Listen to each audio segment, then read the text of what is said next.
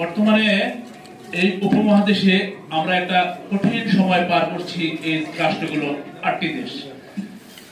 এই কঠিন সময় আমরা একটি জোটের খুবই প্রয়োজন, আঞ্চলিক জোটের।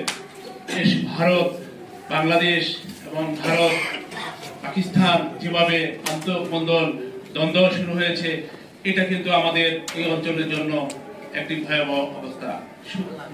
প্রতি বছর আমাদের শীর্ষ সম্মেলন হয়েছিল আঞ্চলিক জোটের, যার মাধ্যমে এই অঞ্চলে আমরা দেখেছি একটা ধারাবাহিকতা, শান্তি শৃঙ্খলা বজায় ছিল, রক্ষা ছিল। হঠাৎ 2014 সালে লাস্ট নেপালে যে শীর্ষ সম্মেলন হয়েছিল, এরপর থেকে আর এই 10 বছর কোন শীর্ষ সম্মেলন আমরা দেখিনি।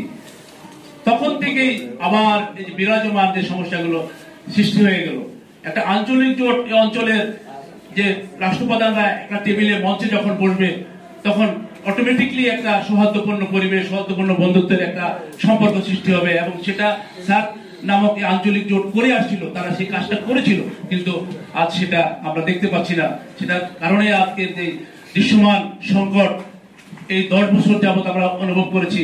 এবং এই সার্কেল জোট কত রকম প্রভাব ছিল এই অঞ্চলের একটা সুন্দর কাজ করার জন্য, কিন্তু হঠাৎ করে আমাদের এই অঞ্চলের বৃহত্তম একটি দেশ বা তার প্রতিবেশী বা আমরা সারা সবাই মিলে এটাকে অকার্যকর করে ফেলেছি। এখন সময় এসেছে এটাকে কার্যকর করা।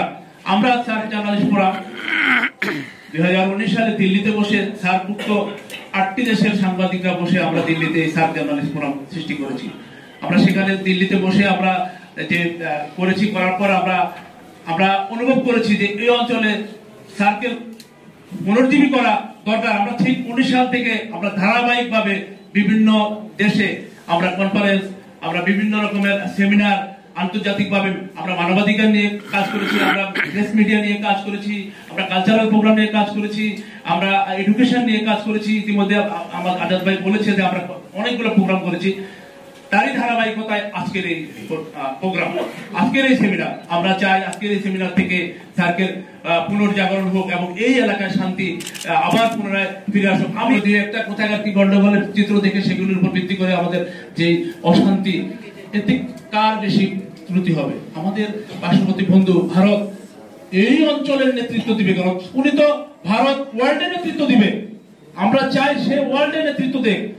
G20 মতো এত বড় জোটের উনি প্রেসিডেন্ট, ভারত প্রেসিডেন্ট, তাহলে ওয়ার্ল্ডে রাশিয়া, আমেরিকা, চায়নার সাথে তারা প্রতিদ্বন্দ্বিতা করবে। আমাদের প্রতিবেশী দেশগুলোর সাথে তারা এভাবে সংকট লাগিয়ে রাখলে তাহলে কিভাবে তারা বিশ্বের নেতৃত্ব দিবে?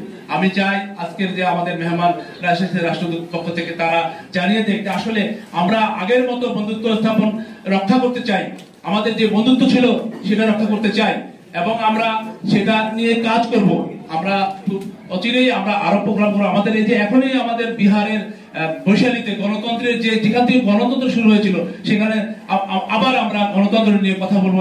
5 এবং 7 জানুয়ারিতে আমরা অনুষ্ঠান করবো, সেটা আমাদের সার্ক জার্নালিস্ট ফোরাম।